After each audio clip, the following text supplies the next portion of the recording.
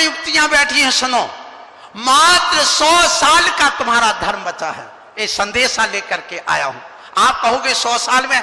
हाँ, मैं आपसे आज कह रहा हूं, पूरी समाज यहां पर, अपने भोपाल की क्या, मध्य प्रदेश की पूरी समाज बैठी है, क्योंकि मध्य प्रदेश के जितने अधिकारी वे सारे रिटायरमेंट यहां पर बैठे हुए हैं और वो यहां आकर के बसे हुए हैं। ये 100 साल में धर्म समाप्त हो जाएगा, ये मैं आज इस मंच से घोषणा कर रहा हूं। जिस ढंग से ये जैन समाज चल रही है, तुम्हें लाखों करोड़ों के मंदिर बना लो, लेकिन इनकी रक्षा करने वाला कोई नहीं होगा।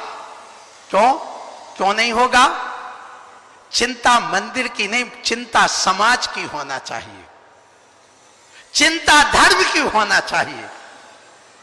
आप विचार करिए, मैं आपसे कहना चाहता हूं, मंदिर बनाना अच्छी बात, बनाना चाहिए, बनना चाहिए, और हमारे गुरु महाराज विद्यासागर जी महाराज जो कर रहे हैं बहुत अच्छी बात कर रहे हैं। लेकिन इसके साथ में मैं आज एक संदेशा जो युवाओं के लिए लेकर के आया हूं, वो ये कहना चाहता हूं, हमारी जैन समाज बराबर मूर्ख काम दुनिया में कोई करता ही नहीं। सबसे पढ़ी लिखी समाज सबसे बड़ा मूर्ख काम करती है। क्यों?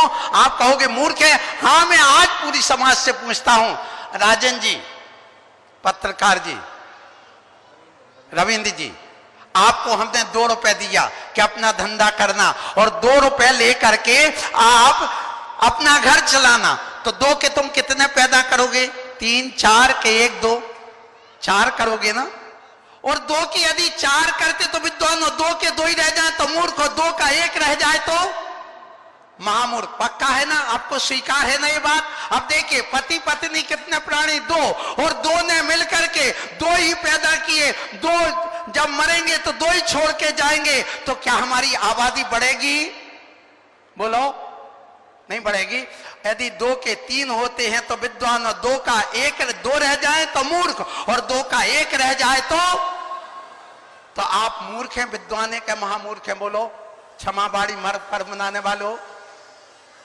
अब विचार करना, यदि तुम्हारा 1 बेटा है, सुन लेना, तो आप किसकी श्रेणी में आए? मूर्ख में। अब देखिए 100 साल में धर्म कैसे समाप्त होगा। आज यदि जैन समाज, यहां 50 लाख जैन समाज भारत देश में मैं मानता हूं, और 2 मरेंगे, 1 छोड़ के जाएंगे, तो 25 साल बाद कितने बचेंगे?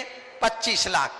और 25 लाख वो पेयर बनाएंगे, लड़के लड़की मिल करके, और 2 मिल करके 1 पैदा करेंगे, तो 50 साल में कितने बचेंगे? 12.5 लाख। फिर 12.5 लाख लड़के लड़की मिल करके फिर 1 बच्चा पैदा करेंगे, तो बताइए 75 साल में कितने बचेंगे? 2 मरेंगे, 1 छोड़ करके जाएंगे, तो कितना बचेगा? बोलो, बोलो ना, 6.25 लाख। फिर इसके बाद भी 6.25 लाख मिल करके 2 मिल करके 1 पैदा करेंगे, तो 100 साल में कितने बचेंगे? 3 लाख। और 3 लाख सुन लेना, वे 3 लाख भी नहीं बचेंगे। क्यों?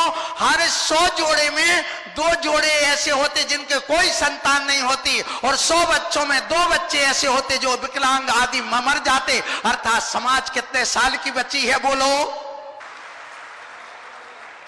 अब क्यों सबके घुटन बंद है?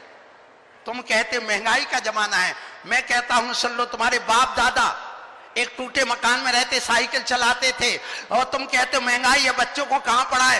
पहले दादी की साड़ी 40 रुपए में आती थी, तुम्हारी 4000 में आती, वे 4 साड़ी से काम चलाती, तुम्हारे यहाँ 40 साड़ी कहां से आ गई? जब महंगाई है तो तुम 2 साड़ी में काम चलाते।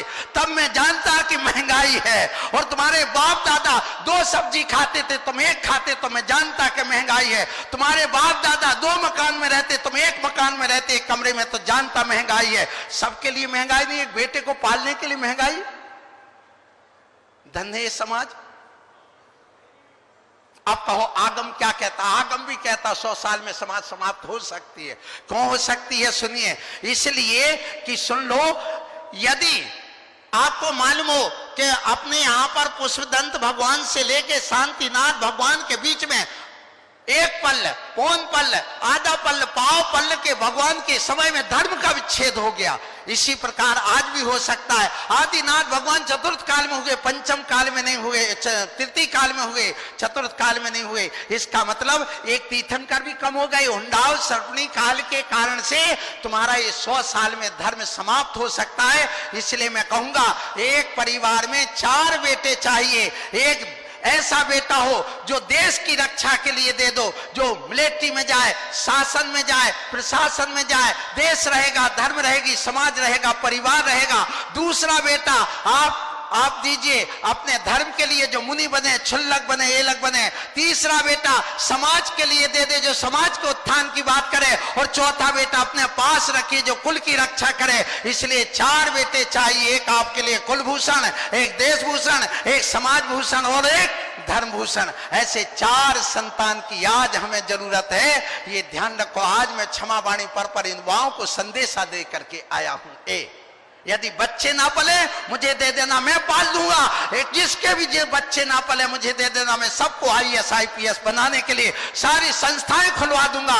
और तो आज एक सुन लो, यहाँ जनगणना फार्म एक तैयार किया गया है भोपाल का। जिनके यहाँ गरीबी हो, जिनके यहाँ बेरोजगार हो, जिनके बेटा बेटी की शादी नहीं हो रही हो, 8 दिन बाद आपके पास आदमी आएगा, वो फॉर्म भर करके देना। आपको सबको रोजगार दिया जाएगा, आपके लिए नौकरी दी जाएगी, आपके लिए पैसा दिया जाएगा, आपके धंधे चले जाएंगे, आपको सब कुछ दिया जाएगा। ये मेरी तरफ से आशीर्वाद है। इसलिए आप चिंता मत करो। यहाँ पर राजेश जो कलेक्टर साहब है IAS, उन्होंने वह फॉर्म तैयार किया है, वो आपके पास तक आ रहा है। यहाँ प्रमाण सागर जी ने भी जनगणना का एक फॉर्म दिया है।